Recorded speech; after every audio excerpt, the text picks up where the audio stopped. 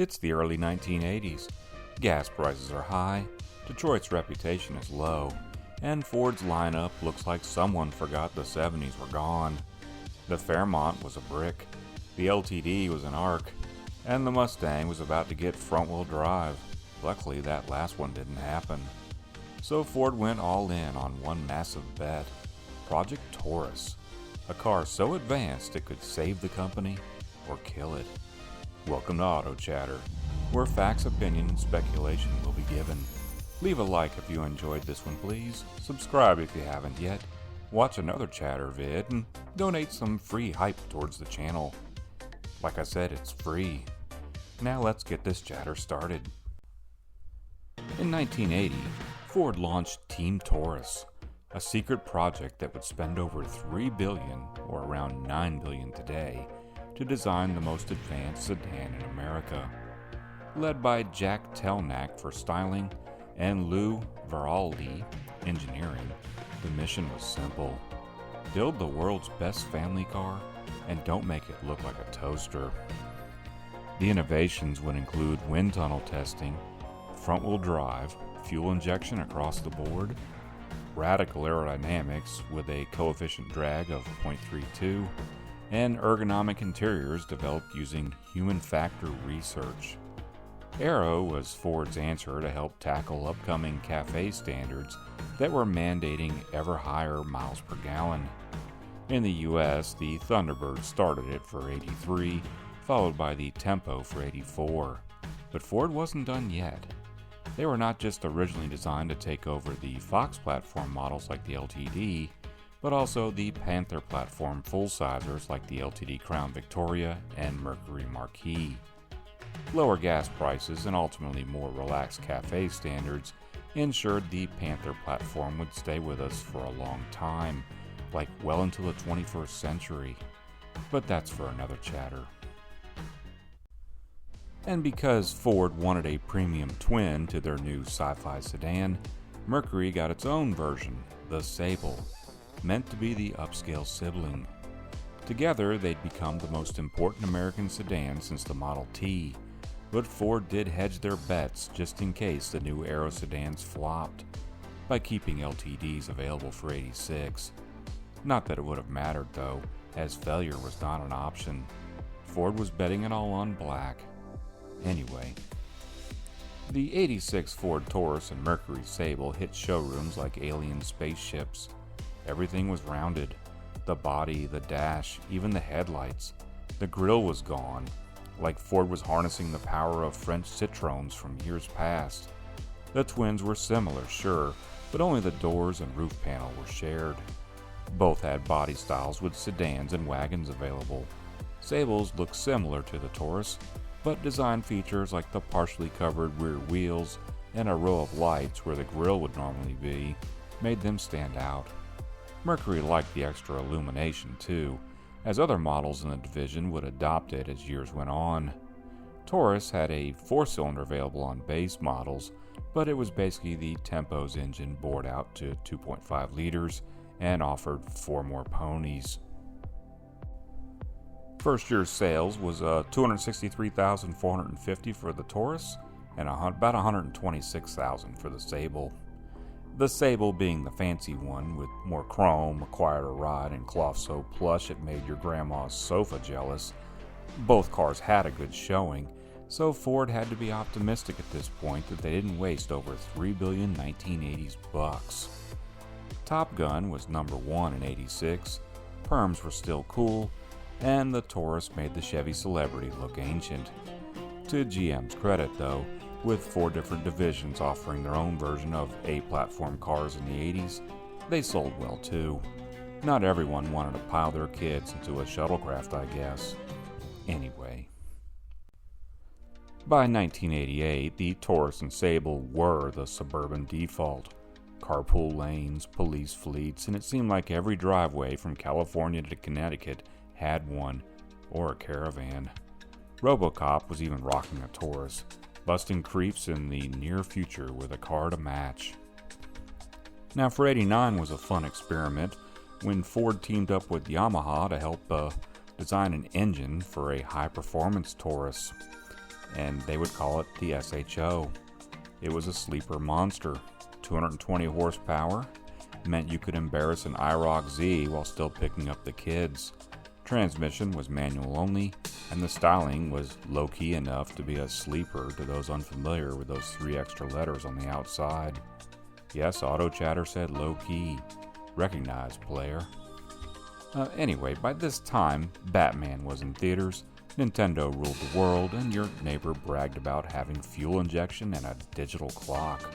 Sales for '89 for the Taurus were almost 400,000, and the Sable 174,500.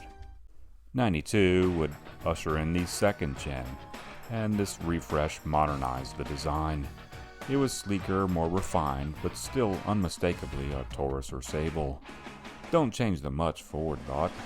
You have a good thing going here.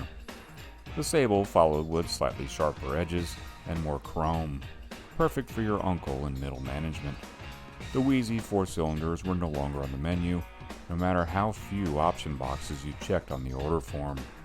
SHO models started offering an automatic for '93 to broaden their appeal. They also used some Mercury Sable body parts up front and tried to make them look a little more aggressive than before. Sales for '92 was about 410,000 Tauruses and 181,000 Sables. And these cars just became America's best sellers.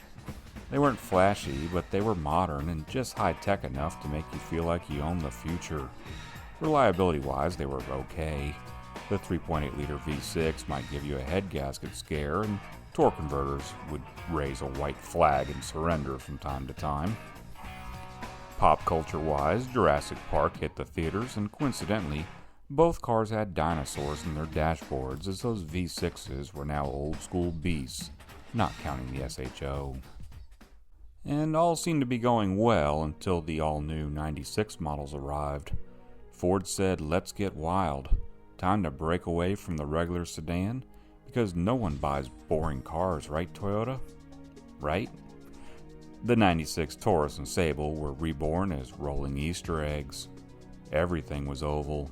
Headlights, taillights, dash, radio, door handles, even the cup holders. Well, the cup holder part makes sense. What's with some cars you saw with square ones? Anyway. While the Sable kept things slightly classier, buyers weren't having it. The ovals were just too weird, and the competition, namely the Camry and Accord, looked normal, and that was what people wanted.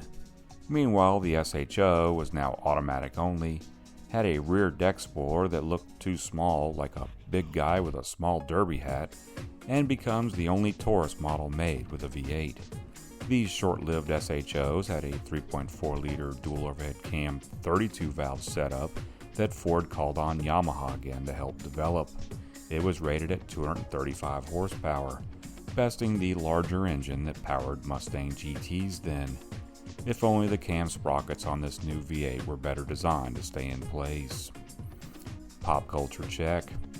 Independence Day blew up the White House, and the Taurus blew up its own brand identity. By '97, the Camry doubled down on its conservative styling and took the best-selling midsize crown. Meanwhile, the Accord was putting up a fight for second place, even beating Camry for 2001. So for 2000, Ford toned down the weirdness, and the Taurus and Sable became fine. Same basic cars as before, but seriously toned down, like a lot. 2000 models was the apology tour for sure. SHO models were history for now too. Sales for the Taurus in 2000 was still 382,000 or so, and the Sable around 100. But they were dependable. A bit dull. They became the universal company car, showing up in fleets, government lots, and PTA parking spaces everywhere. Sales numbers would not have been nearly as impressive for the Taurus especially, if not for those fleet sales. By 2005, Taurus was in 4th place in the US for midsize sedan sales. More people were buying Nissan Altimas then, which was not as much of an embarrassing statement at the time. The Office also premiered, and yes, Michael Scott drove a company Taurus. Ford killed the Taurus and Sable in 2006 after finishing fleet orders, then resurrected the Taurus name in 2008 by slapping it on the recently launched 500. Ford's new CEO at the time, Alan Mulally, lamented the idea of using the 500 name instead as a replacement. Taurus had more recent name recognition and partially blamed the name 500 for its subpar sales. I think the bigger part, though, was at launch the 500 was just heavy and slow. I actually could see the merit in ditching the Taurus name at the time, as it was associated with fleet vehicles by that point. Anyway, the new Taurus was actually pretty good. Optional all-wheel drive, safe, and full of tech. Ford took some lessons from what the 500 have done wrong, like offering more powerful engine options the 500 didn't originally at launch. The Sable came back briefly in 2008 and 2009, then vanished again for good, as did all of Mercury after the 2010 model year. And this gen did get the return of the Taurus SHO for 2010. It was now had a 3.5-liter EcoBoost V6 rated at 365 horsepower and 350 pounds of torque. All-wheel drive and could hit 60 in about 5.2 seconds. It was big, heavy, and fast. A four-door muscle car for dads again. That wasn't as in-your-face as what Dodge had on offer. But the world had changed. Crossovers were the new sedans, and Ford's heart belonged to the Explorers and F-150s. The final Taurus rolled off the line on March 1st, 2019. The Sable had been gone for a decade by then, forgotten but never unloved. Ford's new vehicle direction was no more cars unless it said Mustang on the back of it, as other cars like the Focus and Fusion disappeared too. Crossovers killed the regular cars. So why did they fail? Well, there was design missteps like 1996. It was just too weird for mainstream America. Neglect. Ford shifted focus to SUVs and trucks. Reputation. The Taurus became the fleet car. Competition.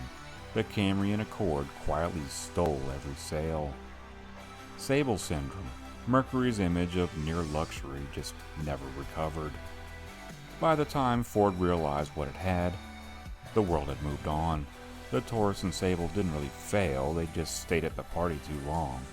And the Accord and Camry got the girls at the end of the movie. Today, buying a new mid-sized non-luxury sedan requires a visit to a Japanese or South Korean car dealership. And even once there, some options for 26 or no more, like the Nissan Altima, Subaru Legacy, and the Chevy Malibu. And yes, I know the last Malibu actually rolled off the assembly line in November of 24, but they did make 2025 models. The Ford Taurus and Mercury Sable changed the game. They saved Ford from bankruptcy, redefined the American sedan, and proved we could innovate again. They may have ended as fleet cars and punchlines, but they started as icons. So here's to the Taurus and Sable, the jelly beans that saved Detroit, and got traded in for SUVs and crossovers. Anyway, this has been my Taurus and Sable chatter, and I do hope you enjoyed it. Until next time, I'll be keeping the headlights on for you, and chatter out.